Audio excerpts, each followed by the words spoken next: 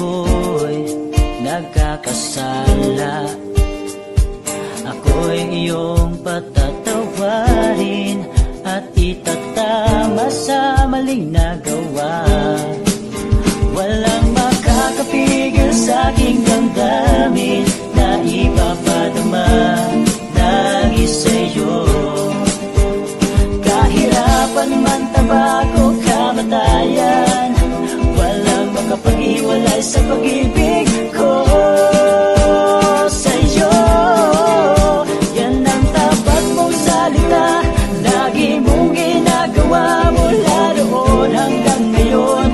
Magpakailanman, kailanman ay di nagbabago ang iyong mga pangako. Magwakas man ang mundo'y mananatili ito. Kahit ano man ang pagsubok ay malalampasan, dahil sinabi mo ikaw ang aking kalakasan. Sa iyong salita'y wala nang makahadlang.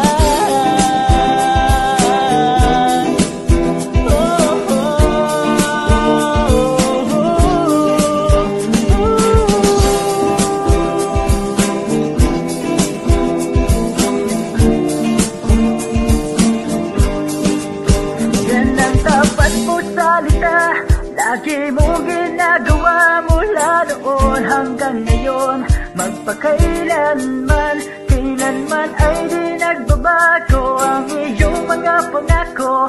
Magwakas man ang mundo'y mananatili ito. Kahit ano man ang pagsubok ay malalampasan, dahil sinabi mo ikaw ang aking kalakasan. Sa iyong salita'y wala na, yan ang dapat mong salita, lagi mong ginagawa mula noon hanggang ngayon. Magpakailanman, kailanman ay di nagbabago ang iyong mga pangako. Magwakas man ang mundo'y mananatili ito. Kahit ano man ang pagsubok ay malalampasan, dahil sinabi mo ikaw ang aking kalakasan. Sa iyong salita'y wala nang makahadlang. Oh, sa iyong salita'y wala nang makahadlang. Oh, Diyos, sa iyong salita'y wala nang makahadlang.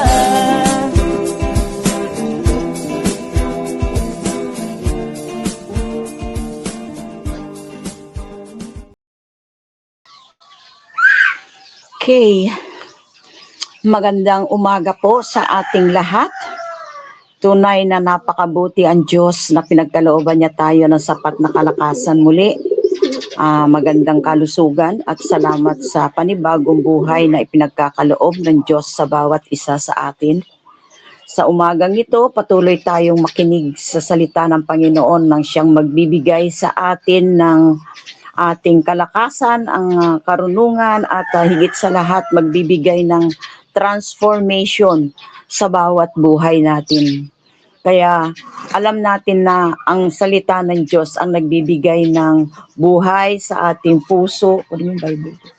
Puso at ang sa loob ng ating tahanan. Dahil kung tayo ay alam natin yung salita ng Panginoon, alam natin na mararanasan natin ang kapayapaan, pag-ibig sa loob ng tahanan natin, dahil ang Diyos ang siyang naghahari at ang Diyos ang laging magmamanipulate, at ang banal na Espiritu ang siyang nandyan na magdadirect kasama natin sa ating araw-araw na buhay. Kaya sa oras na ito, patuloy tayong makinig sa salita ng Panginoon na siya yung ating dapat na gawin bilang isang mananampalataya, na tayo ay hindi tayo manlalamig sa pakikinig sa salita ng Panginoon.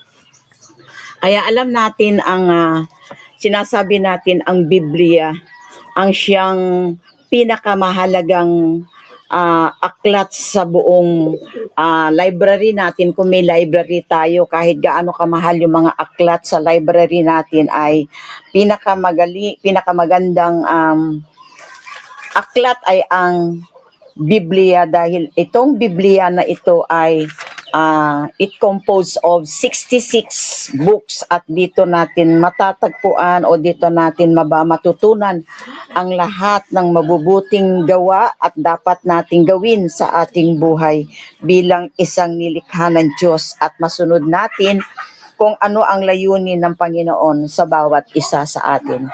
Kaya sa umagang ito, tayo ay kinuha ko ito sa buksan natin ang ating Biblia sa John 13 verse 34.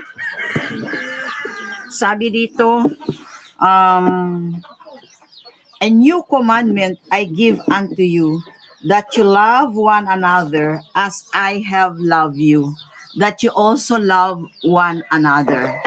Napakakwan itong ating pag-uusapan ngayon, dahil alam natin malapit na ang pagpasok ng Love Month. Sabihin natin Love Month kasi ang Valentine pala ay isang espiritu ng destruction. Pero sinasabi natin dito, if we have God in our heart, ang mamumuno sa ating puso ay ang pag-ibig. Kaya nilagyan ko ito ng titulo ng The Command that Marks the True Believers.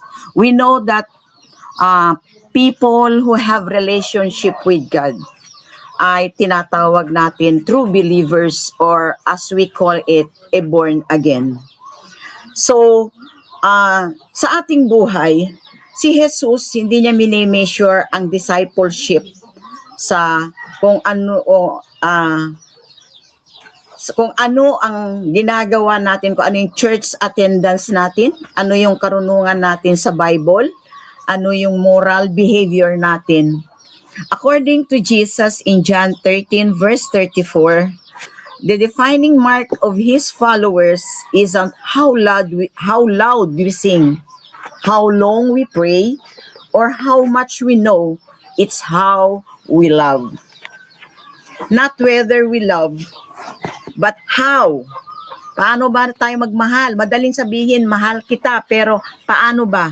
Paano ba iparanas natin ang tunay na pagmamahal, lalo sa atin na mga Kristiyano, kung tayo ay tunay na Kristiyano? So, sinasabi dito ni Jesus, ito yung command niya, as I have loved you, and that is where this command stops being comforting and starts being challenging our lives. Paano ba tayo minahal ng Diyos? Kaya sinasabi natin, God loved us first. Siya yung unang nagmahal sa bawat isa sa atin. Kaya tayo, yung pag-ibig na ating natanggap sa Panginoon ay dapat natin iparanas. I-share natin ito sa mga tao sa ating kapaligiran, lalo sa ating congregation, sa members natin sa church, para sa ganun makita nila na tunay na may Diyos na namumutawi sa puso ng bawat isa sa atin. Jesus speak these words after washing the disciples' feet and just before the cross. This is not a casual teaching, it is the last hour intrusion. When someone is about to die, they don't waste words. Diba?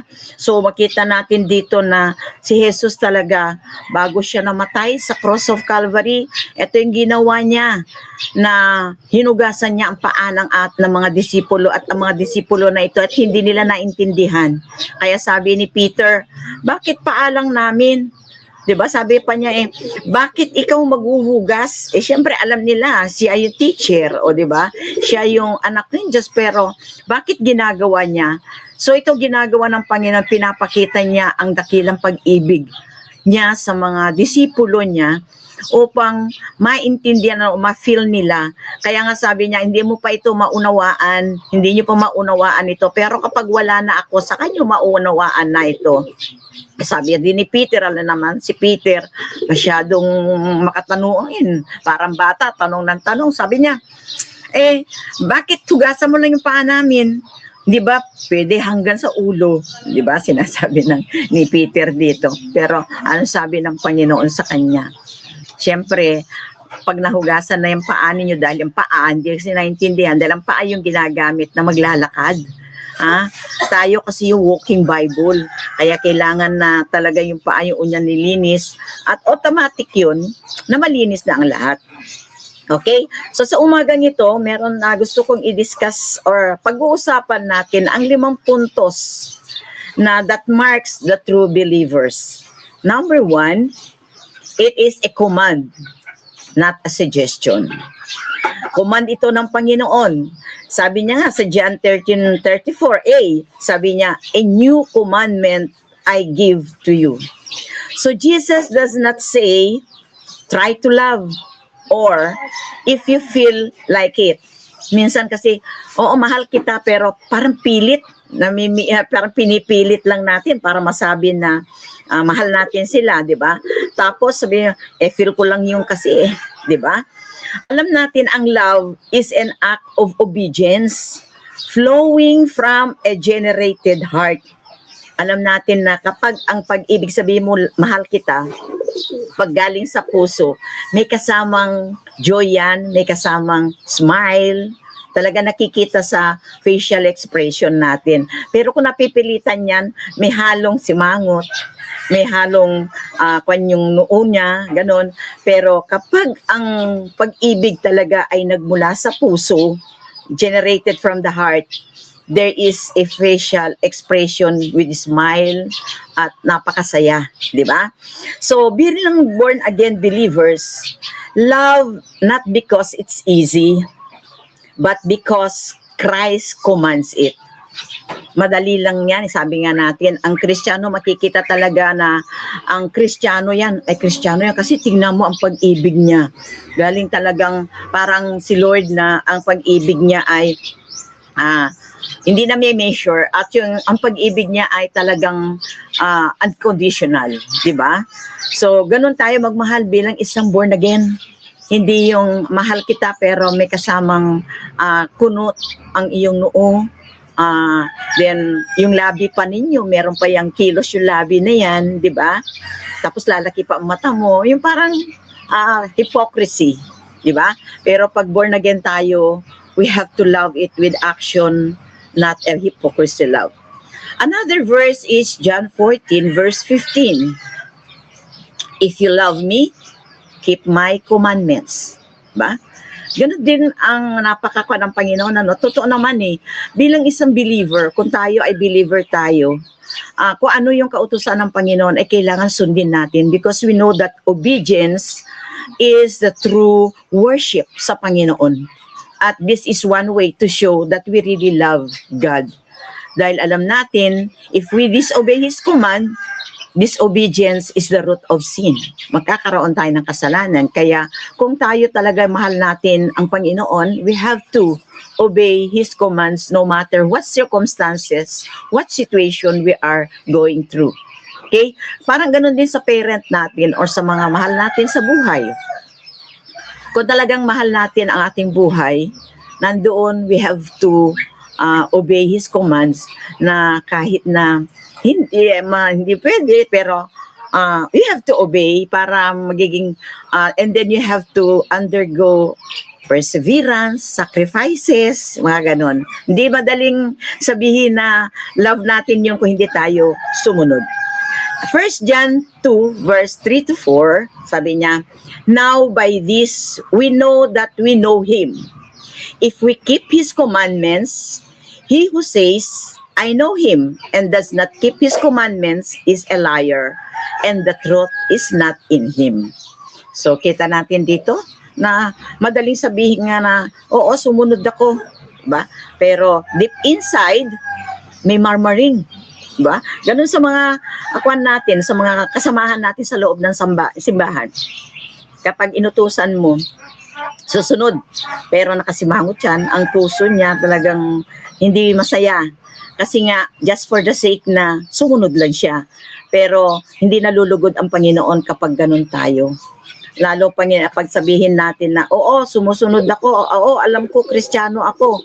Pero kapag dumating ng mga gawain, hindi tayo sumusunod. Ay, bakit ako na lang lahat? So, huwag na natin sabihin na mahal natin ang Diyos. Huwag na rin natin sabihin na ako'y totoong Kristiyano. Kasi sabi niya dito, if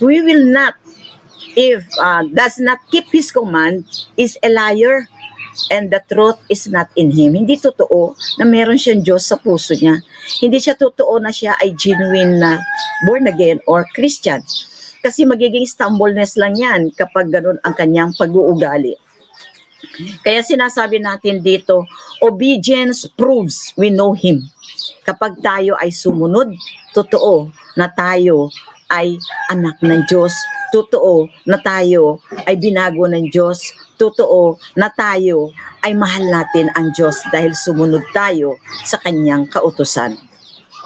Another verse, Romans 5 verse 5, now hope does not disappoint because the love of God has been poured out in our hearts by the Holy Spirit who was given to us. So nakikita natin dito na talaga may pag-asa tayo.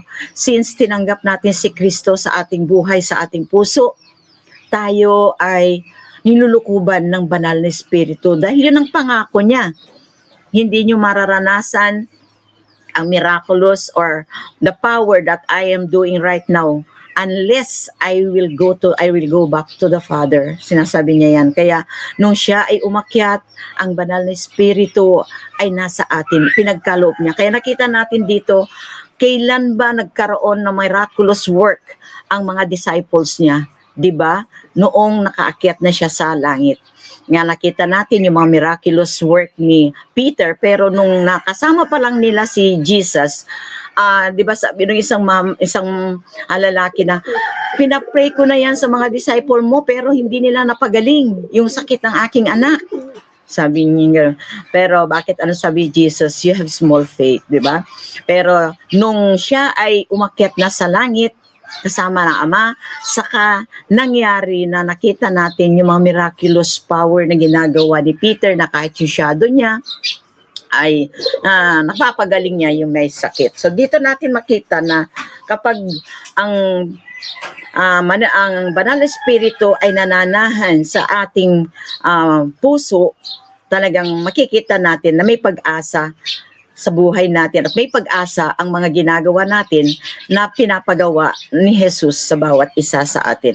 So parang ang example natin dito, isang sundalo na feeling niya hindi siya matapang, pero dahil inutos sa kanya na sige, punta kayo sa laban, dahil sa obedience, hindi niya na iniinda yung takot niya kasi gusto niya talagang tumayo sa kautusan ng kanyang leader, sa kanyang head.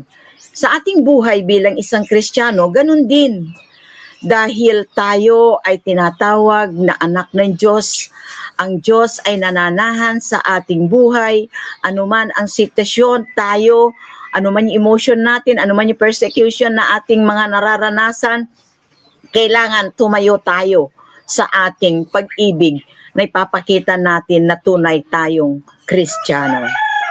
Number 2 points is, it is a new kind of love. Wow. Bakit tinatawag natin new? 'Di ba?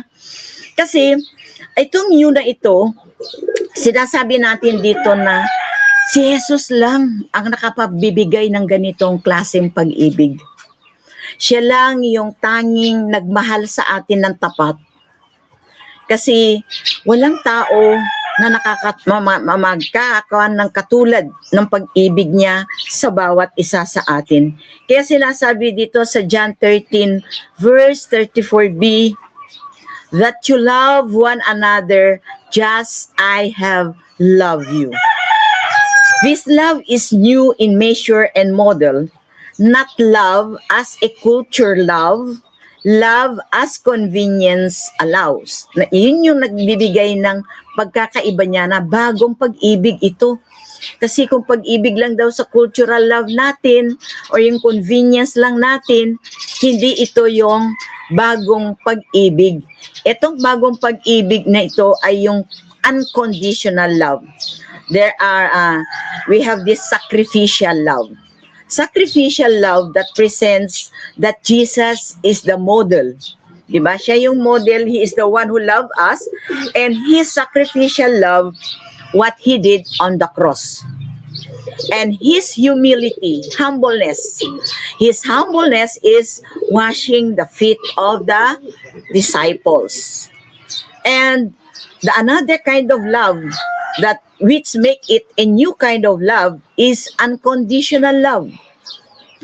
Unconditional love, it means na wala siyang pinipili na inibig niya. Inibig niya kahit yung nag-persecute sa kanya tulad ng pag-ibig niya kay Judas. Kaya tayo bilang isang mananampalataya, sabi sa salita ng Diyos, love your enemies. Mahirap gawin yun kasi nga, enemy mo nga yan.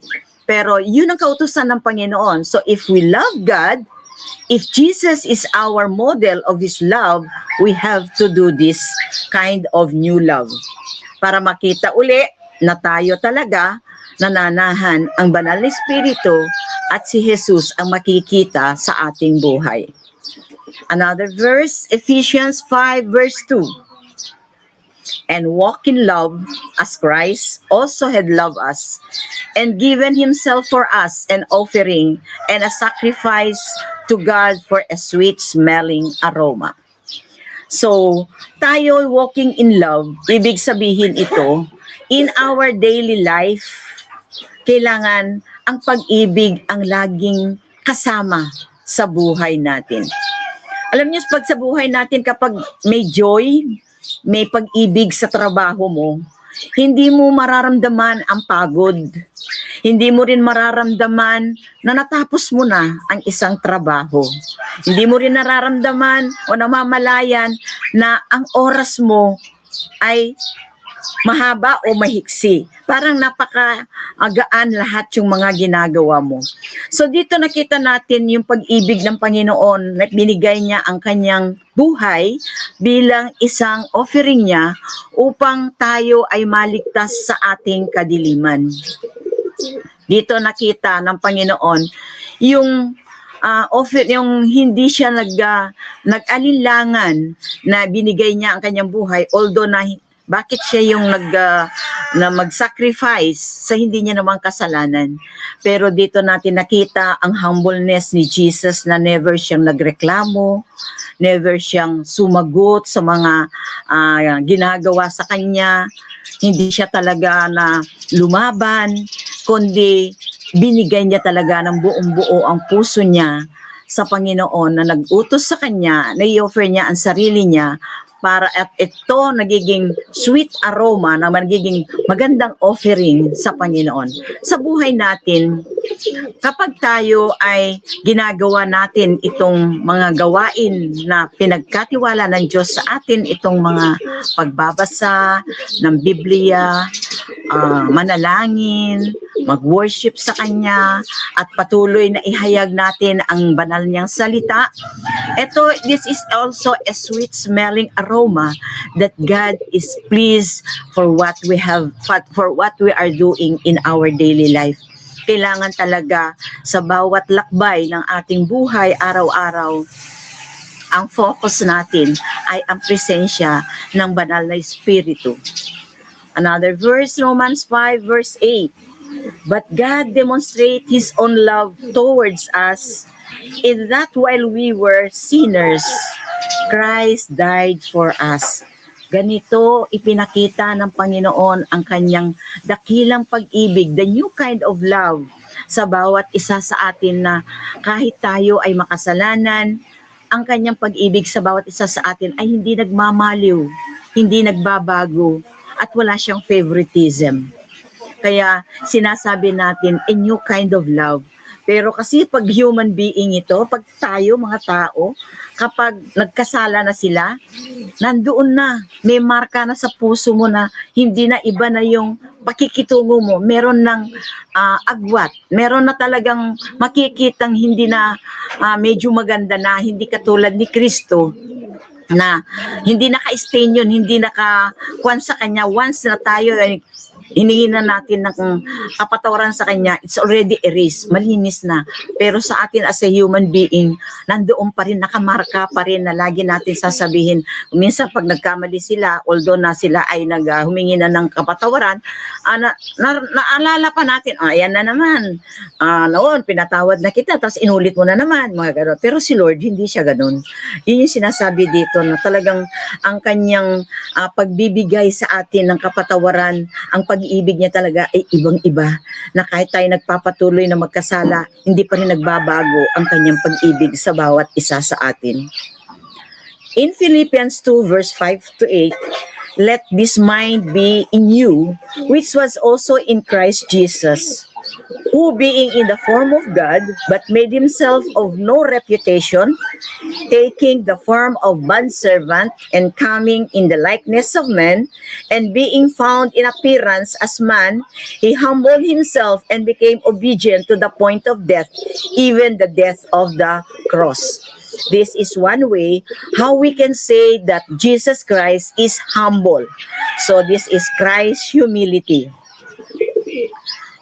Sige, basahin ko sa Tagalog para mas naintindihan natin. Dapat maging katulad ka kay Kristo ang pananaw nyo. So, dapat tayo magiging ganon ang ating pag-uugali, pananaw natin sa buhay natin. Na kahit nasa kanya na ang katangian ng Diyos, hindi niya itinuring ang pagiging kapantay niya bilang isang bagay na dapat panghawakan. So dito natin nakita na si Jesus ay hinubad niya ang kanyang pagka-Diyos, na siya ay nagiging tao para tayo mga tao na iparamdam niya sa atin ang pag-ibig niya, pag-ibig ng Panginoon ay mararamdaman natin dahil siya ay kapwa nating flesh ang kanyang nagkatawang tao siya.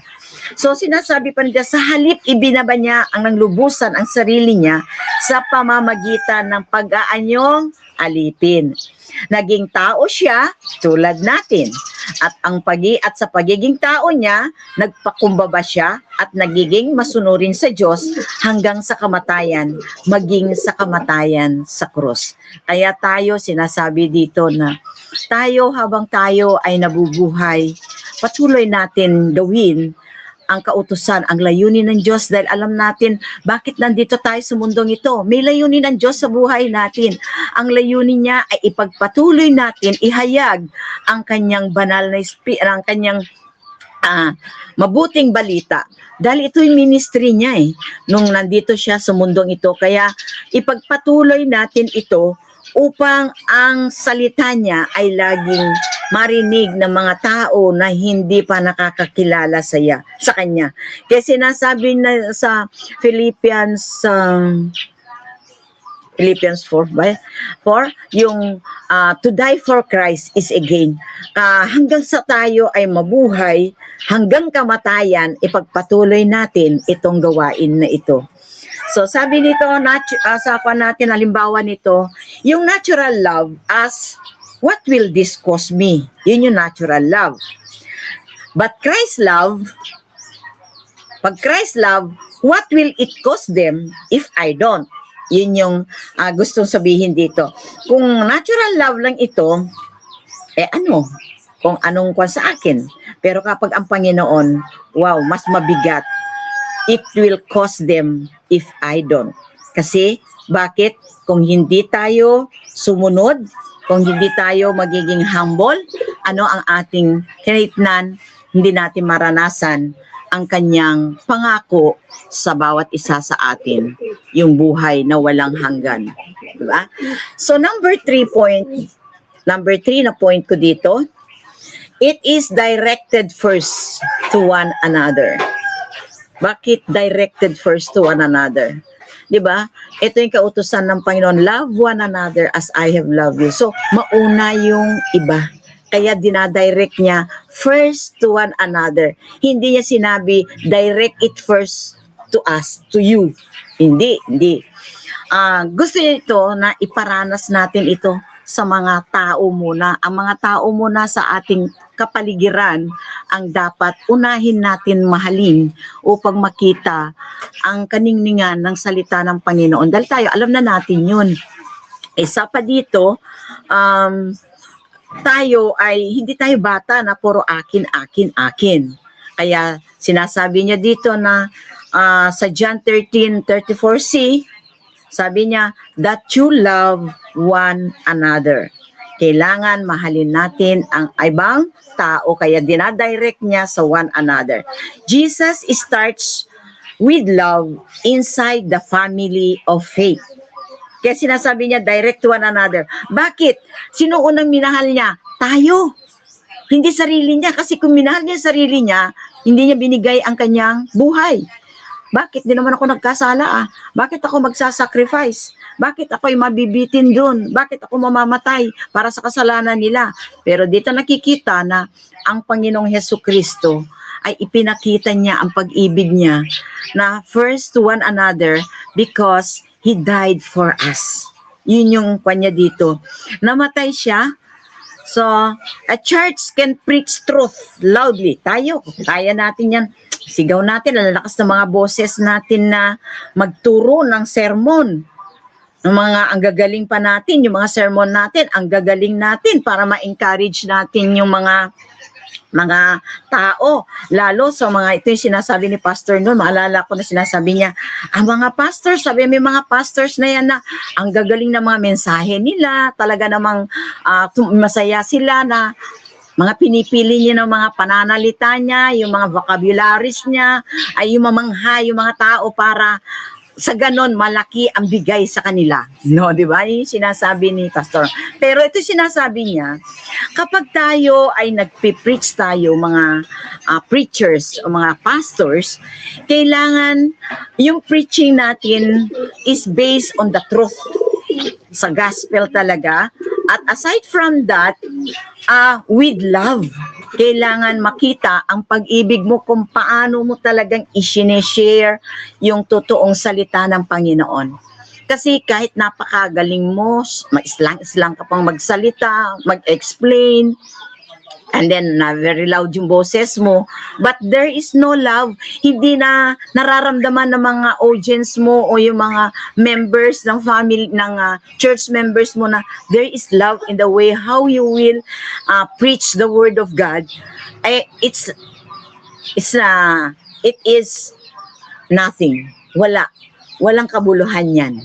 Kasi sinasabi dito, love among believers heals wounds, preserves unity, and displays maturity. Kasi kung ang ating pagpipreach, ang ating sharing of the Word of God ay may pag-ibig, parang sabihin natin, meron sa word na yan ay nag-heal sa mga broken heart na mga tao, yung natatouch mo sila. It also encourages them to preserve the unity, and it also displays that every day that every attending in the church, yung fellowship nila every Sunday, magkakaroon sila ng maturity ng kanilang knowledge about the Word of God. Kasi na-encourage sila at saka natatouch yung kanilang heart na yung tao na yan, ang gagaling nilang pero talagang parang nako-convict ako, parang ako talaga in love din ako dahil nakukuhan ako sa mga preaching niya at saka in the way how she pinipreach niya Lord with love. Kaya dapat bilang isang preacher, ganun talaga yung magiging action natin, yung feelings natin na with love tayo magpipreach para sa ganon, yung mga tao na nakikinig sa bawat isa sa atin ay magkakaroon sila ng encouragement, magkakaroon sila ng unity at saka maturity sa salita ng Panginoon. Okay? Another verse, Galatians 6 verse 10, sabi niya, let him is who is taught the word, share in all good things with him who teaches. Na ibig sabihin nito, do good especially to the household of faith.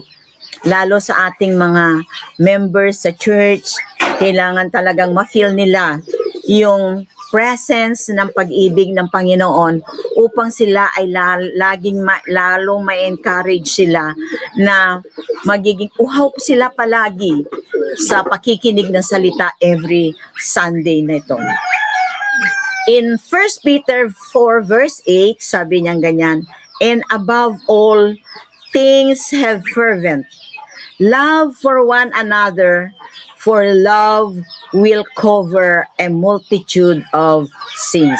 Ang ibig sabihin dito, ang pag-ibig natin sa bawat isa will cover multiple of sins, na tayo kapag may kasalanan ang iba, if we say or if we will give them an advice or we have to correct them, pag kino-correct natin sila sa mga kasalanan na kanilang ginagawa, we have to correct them with love. Diba nga, yun din yung turo ni Isa kagabi, na kailangan talagang kapag kino-correct tayo, we have to stay. Kailangan, pag nakorekta tayo, we have to stay because God loves us. Lalo kapag tayo ay nagko-correct tayo, pag kinorek natin sila, the way how we talk, we have to correct them in a nice way and with an action or facial expression of love. Kasi kahit kinokorek mo ang tao na maganda yung sinasabi mo, pero the way how you say it, it is harsh. Talagang nagagalit sila. Hindi mo sila yan may encourage na sila ay magbabago. Pero kung meron kang iko-correct na alam nilang masakit yung sasabihin mo sa kanila, pero you say it, the manner how you say it is with love, alam natin na hindi sila magagalit, kundi they have to accept it. They have to listen, and there is also changes in their life. Pero kapag harsh ka, kahit maganda yung sasabihin mo, hindi magbabago. You cannot see changes. You cannot see transformation.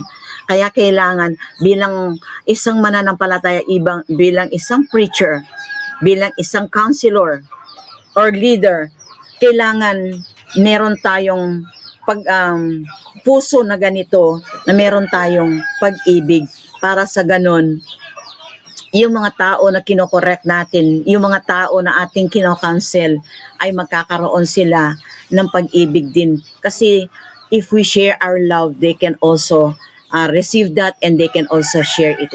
At alam natin, kapag ginagawa natin ito, hindi lang tayo yung nalulugod, hindi lang tayo yung makita natin na may pagbabago yung tao, natutuwa tayo. Mas unang natutuwa ay ang Diyos, ang laging napaparangalan sa mga ganitong gawain natin.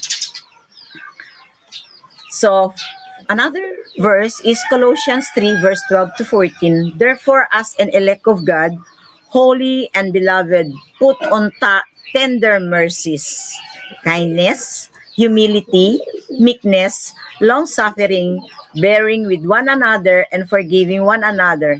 If anyone has a complaint against another, even as Christ forgave you, so you also must do, but above all things, put on love, which is the bond of perfection.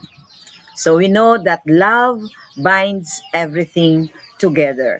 Kaya doon sa sinasabi natin na kung meron tayo sasabihin na kahit masakit, we have to say it in a manner with love para it binds, para ang ating relasyon ay hindi magkakaroon ng distraction, kundi the more there is unity that we can see, and there is also maturity that we can see to them, which is a big transformation in their faith.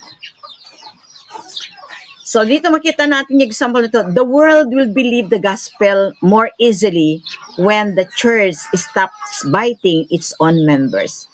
Siyempre, kung tayo ay nagkakaisa sa isang simbahan, kung walang nagsisiraan, makita ng mga tao, wow, ang ganda naman ng kanilang samahan. Talagang nagtutulungan sila. Talaga naman, parang buong pamilya sila, where in fact now we belong to different families, di ba? Iba-iba ugali natin, iba-iba pananaw natin, pero kapag iisa ang espiritu natin, Kapag talaga namumutawi ang pag-ibig ng Diyos sa bawat isa sa atin, nakikita ng ating kapaligiran o yung ating komunidad na ay tingnan ninyo naiiba sila. They can compare to other families, they can compare to other congregation. Na this is also one way na we can encourage more souls na sila ay sasali sa ating samahan, sa ating congregation. Kaya nga sinasabi natin dito, we are always ready to love the people who wants to love us, or yung mga tao na hindi kaaya-ayang mahalin, di ba? Yun yung sinasabi ni Isa kagabi na nag-i-invite siya, nag-encourage siya na kung naghahanap kayo ng pamilyang iibig sa inyo, dito bukas ang Acts. O, di ba? So, dito nga ginagawa natin dito talaga na makikita natin mga example, di ba? Kung titingnan natin yung mga ginawa ni Pastor Florence na yung legacy niya, na yung mga coffee boys, na kaysa naman sila ay nandyan sa kalsada, anong ginawa niya? Kinukup niya, pinaaral niya, di ba? So, kita natin kung bakit lumago ang ating churches. Although naman na there are some people who are not satisfied sa mga ginagawa natin. Pero dito, huwag natin silang intindihin. Ang intindihin natin is we have to glorify the kingdom of God. Si Lord ang natutuwa. Si Lord ang nag-glorify sa ginagawa natin. Kung ano man yung sinasabi ng tao, hindi naman siya magbibigay ng glorification sa ating sarili. So, we have to continue yung legacy na ginawa ni Pastor Florence. Kaya ako sabi ko, kung kaya lang yung legacy na nag-i-sponsor si Pastor ng mga nag-aaral, I will do it in my own means. Na alam naman natin na ang Acts and Relay, walang malaking tithes, pero God provides everything. Hindi na tinitingnan. And then yung sa ibang congregation, hindi nga nila ginagawa yung feeding. Yung after the fellowship, papakain, wala. Kahit malalaking churches dito, kahit malalaking mga sahod, yung mga pastors, yung mga workers nila, they don't have. Hindi sila nagpapamerienda, hindi sila nagpapalunch or whatsoever. Pero sa atin, wow, nagagawa natin kasi lagi natin sinasabi, pag busog sa spiritual, dapat busog ang physical. Kaya dito natin makikita ng ibang congregation o ibang community ito, yung ating ginagawa dito na iba ang ginagawa ng mga anak natin. Instead na tayo ay magkakagagatan, kasi kung lagi may nag-aaway sa loob ng simbahan, wow, anong klaseng simbahan yan? Wala namang pag-ibig. Akala ko ba may Diyos sa kanila? Ba't nag-aaway sila? O, di ba? So, yun yung isang way na tayo ay iwasan natin yung ganong pag-uugali na yung may chismis na nangyari sa loob ng sambahan. Ililimit natin yung mga hindi karapat-dapat na pag-uusapan sa loob ng sambahan. Okay? Pang-apat na aking points, it is the mark of true discipleship. Ito yung gusto ni Lord sa atin, discipleship. Dahil ito yung ginawa niya sa mga disciples niya. Siya ay pumili, siya ay kumuha ng mga tao na tinrain niya para pagpatuloy ang kanyang inumpisahan. Kaya sabi niya dito sa John 13 verse 35, by this all will know that you are my disciples if you love for one another. So makikita yan, kung tayo ay may pag-ibig, ay, kanyan, disipulo ni Kristo yan. Anak ng Diyos yan. Talagang nagtuturo yan. Ay, pastor yan. Mga ganon. Kaya tayo, doon makikita, kahit hindi mo sasabihin, kahit hindi mo paglandakan sa kanila, kung sino ka, ano man yung kwan mo, kung nakikita nila ang pag-ibig ng Panginoon sa atin, masasabi nila, majudge sila yan na, ay, anak yan ng Diyos. May Diyos yan. May takot yan sa Diyos kasi may pag-ibig siya. Kaya sabi niya, Jesus says love is the evidence, not spiritual gift, not biblical knowledge, not church attendance. Love is the badge of a born-again believer. Yun yung tatak natin. Sabihin nila yan, born again yan. Kita mo, paano? Di ba? Kasi hindi naman nila alam yan. Hindi ka naman yung na sasabihin nila na born again ka kung ikaw ay ang dami mong alam ng salita ng Diyos. Oo nga, marami kang alam ng salita ng Diyos, pero ang tanong, sinasabuhay ba natin? Di ba? Yun yung mahirap. Na sana tayo bilang isang mananampalataya, kung tayo disipulo ni Kristo, kaya sabi niya, we have to obey, keep the commandments. Hindi yung marami kang alam sa salita ng Diyos, lagi kang nagsisimba, pero hindi mo naman isinasabuhay. Hindi nakikita ang pag-ibig ng Diyos sa buhay natin. Kaya nakikita natin dito, love is the badge of a born-again believer. Yun ang ating tatak. Yun ang ating selyo. Okay? 1 John 3 verse 14, in the same way, let your light shine before others so that they may see your good works and give glory to your Father who is in heaven. Yes, sinasabi niya, yung salita ng Diyos sa buhay natin, na ating natutunan, ating napapag-aralan, ating tinuturo, ay magiging modelo tayo. Makita ang kaningningan ng salita sa ating buhay para to glorify the kingdom of God. Hindi tayo mag-glorify yung sarili natin. We did this because we obey God. We did this because we love God. Dapat ganon ang mindset ng bawat isa sa atin. Another verse is 1 Corinthians 13 verse 1 to 3 na sinasabi dito, if I speak in the tongue of men and of angels but have not love, I am a noisy gong or a clanging cymbal. And if I prophetic powers and understand all mysteries and all knowledge, and if I have also as to remove mountains, but have not love, I am nothing. O, di ba? Kaya ko, kaya ko naman yan. Kaya ko yung mga, kanyan, i-move yung mountain yan. Kaya ko lahat yung mga kapangyarihan na yan. Kaya ko magpagaling yan. Alam natin, ang Diablo kaya din yan. Kaya din ng Diablo yung magpagaling.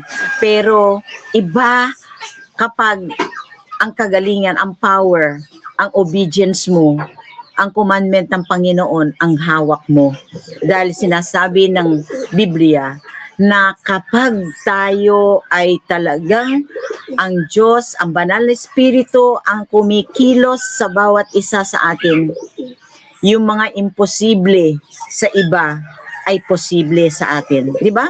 Kaya nakita nga natin nung si Moses nga yung mga ibang mga plagues niya, nagagawa din ng mga spiritista, yung mga manghuhula. Pero there are some plagues na hindi nakaya ng mga followers niya.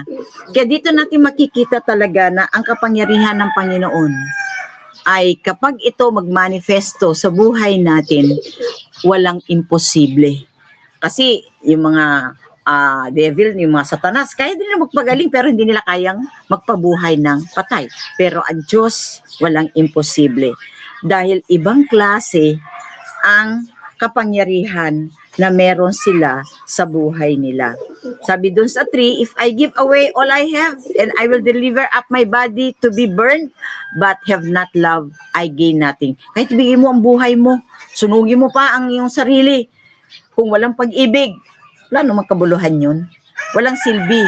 Ano yun? Pakitang tao lang lahat. Yung mga ginagawa mo, but it will not glorify the kingdom of God. So, parang, eto yan yung sinasabi natin na kapag ikaw married ka, kahit di mo sasabihin na married ka, huwag mo ipagtangan ka na ipakita mo pa yung wedding ring mo. Makikita nila yan kung paano mo mahalin ang asawa mo. Diba? Si Isaac, sabi niya, hindi ko asawa yan. Sister ko lang yan. Pero nung nakita ng Pharaoh, na isang araw, sumilip ang Pharaoh, they have love making, they are kissing one another. So, sabi ng Pharaoh, sabi niya sister niya, Hindi niya pala sister yun, asawa niya pala. So nakita dito na hindi mo, kahit hindi mo pagsisigaw, kahit pa isinungaling mo na, dinatago mo na hindi mo asawa, kung nakita nila yung pag-ibig mo, yung love mo sa asawa mo, ay makikita nila talaga na that is your spouse, how you treat it. Kaya sinasabi din, in the same way you don't announce discipleship, love reveals it. Ang pag-ibig natin, kahit di mo sabihin, ay, disipulo ako ni Kristo, wala namang pag-ibig. Pero kahit di mo sabihin na disipulo ka ni Kristo, kung nakikita nila na may pag-ibig sa buhay mo, sasabihin nila, ay, disipulo talaga yan ni Kristo. And my last, and this is the last point, this love is only possible through the new birth. Diba? Kasi, bakit na-emphasize na new birth only? Kasi oo, alam natin na hindi lang naman tayo ng mga born again yung marunong magmahal. Marunong din sila magmahal yung mga iba, pero ibang klase ang pagmamahal natin. Yan sabi nga doon, it is a new kind of love. Yun yung new kind of love, yun yung kind of love that a born again has. Ito yung klase ng pag-ibig na meron tayo. So, ungenerated hearts cannot love like Christ. Kapag hindi talaga mula sa puso mo, ang pag-ibig na yan ay hindi galing yan kay Kristo. These commands assume a new heart, the indwelling spirit, a transformed nature. Kaya ba't sinasabi dito na this love is only possible through the new birth? Kasi kapag new birth tayo, kapag tayo na born again, na new heart din tayo, new spirit din ang nananahan sa buhay natin. Diba?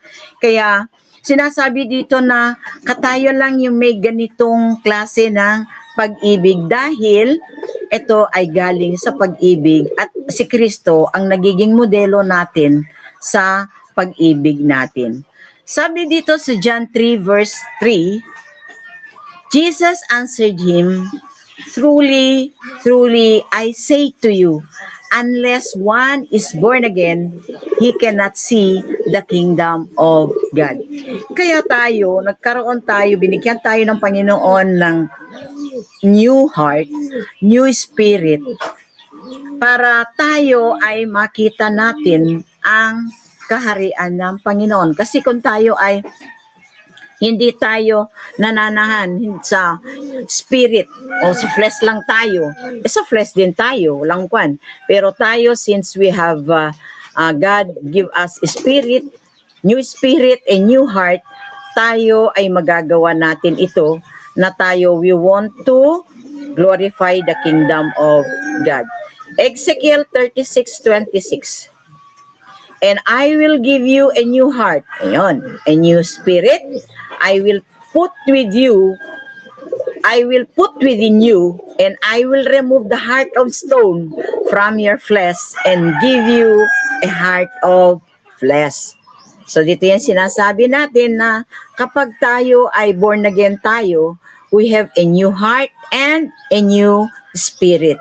So kung tayo dati ay hindi ganoon ang espiritu natin, ang puso natin, dapat bilang isang born again, makita talaga ang transformation sa ating mga pag-uugali, sa ating pag-ibig at sa ating mga iginagalaw.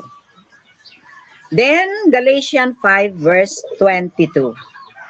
But the fruit of the Spirit is love, joy, peace, patience, kindness, goodness, and faithfulness. So makita as a born again, makita sa atin yung mga fruit of the Holy Spirit na mahirap man gawin because we are only human being, but we have to do it to show that we really obey God's command and we want to glorify the kingdom of God. So halimbawa nito, kung meron itong the fruit of the Holy Spirit, halimbawa, you cannot produce a fruit. Sa puno, ayan, meron yan. Pero gusto mo talagang magkaroon ng bunga, gusto mo yung mansanas, o, di ba? Tapos, pwede bang magdikit ka ng bunga ng mansanas sa patay na tree, na puno? Or sige, sabihin natin mangga. Okay. may mga mangga, tapos patay yung puno ng mangga. Tapos idikit mo yung yung mga bunga ng mangga. Sa tingin mo, itong bunga na ito, halimbawa yung nakuha mo is yung bubot pa. Sa tingin ba natin yung bunga na bubot na yan ay lalaki? Magmamature ba siya? Diba hindi? Bakit? Paano magmamature yung fruit kung patay naman yung puno? So, pwede lang na ang living fruit ang magkakaroon ng maraming fruit. It can bear fruit. So, sa ating believers, kung wala tayong pag-ibig kay Kristo, hindi tayo mamumunga. Kung hindi talagang mamumutawi sa puso natin, sabi niya, if we are not connected with Jesus, ano mangyayari? Can we bear fruits? Wala. Parang cellphone yan eh. Kung hindi mo ba i-charge yung lobat na cellphone, magkakaroon ba yan ng power? Magagamit mo ba yan? Di ba hindi? Pero, ibig sabihin nito, only a living tree can bear fruit and only born again believers can love like Jesus. Tayo lang ang magmahal kay Jesus. Na tulad ni Jesus talaga.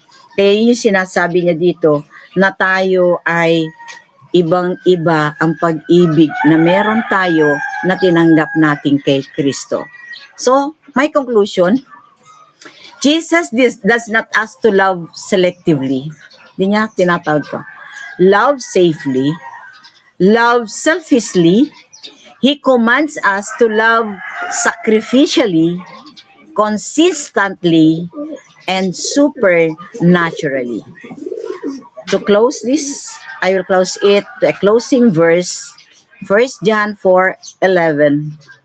Beloved, if God so loved us, we also ought to love one another.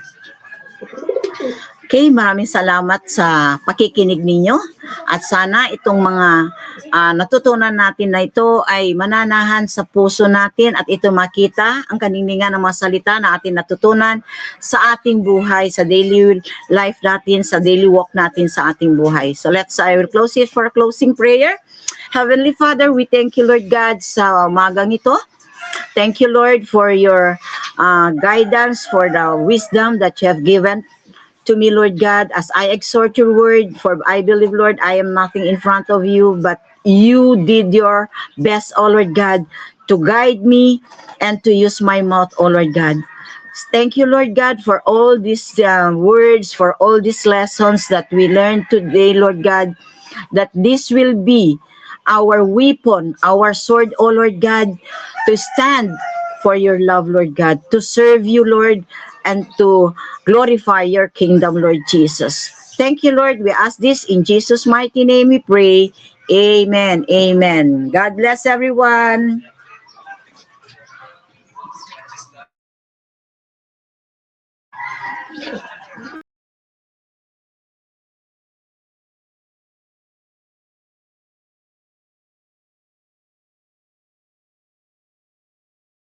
Marinig ang balita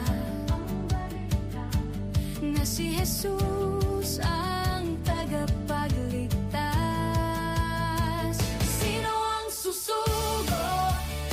Sino ang hahayo?